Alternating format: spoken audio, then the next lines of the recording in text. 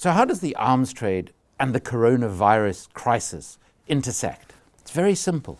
We are wasting hundreds of billions of dollars of public money on defense while neglecting public health and disease control.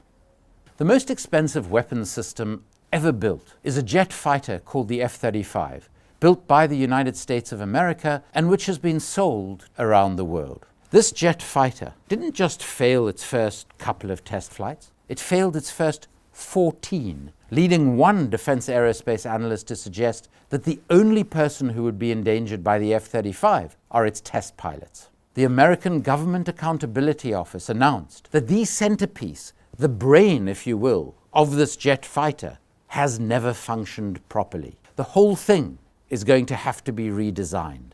The American taxpayer has spent $1.5 trillion on a jet fighter that its own government now admits doesn't work. The same government spends $11 billion on combating disease. In the case of the United Kingdom, we spend £141 million, according to Declassified UK, on our foreign military bases. That would double the amount of life-saving equipment that the NHS could buy during this coronavirus crisis.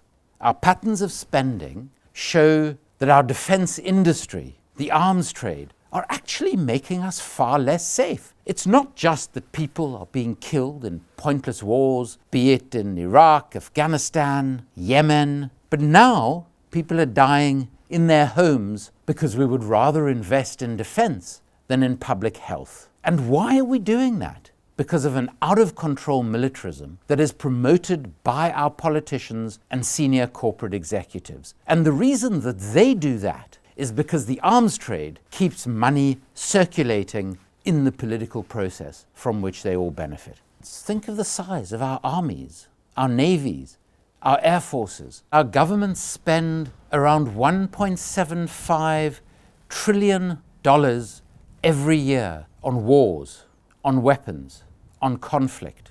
And this industry of war is the most corrupt trade that we've ever come across in human history, accounting for around 40% of all corruption in world trade, wasting billions of dollars every year. If we could deploy that sort of resource to address the coronavirus crisis that we're currently living through, imagine what else we could be doing. Imagine how we could be fighting the climate crisis, how we could be addressing global poverty, inequality. Our priority should never be war.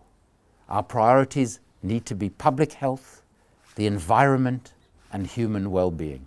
So as we give praise to our health workers and other public servants who are putting themselves on the front line of this health crisis, let's remember who are the truly important people. Perhaps this is an opportunity. Let's embrace our global humanity, which is how we're going to get through this crisis. Let's put aside our obsession with enemies, with conflict. This is an opportunity for peace. It is an opportunity to promote our common humanity.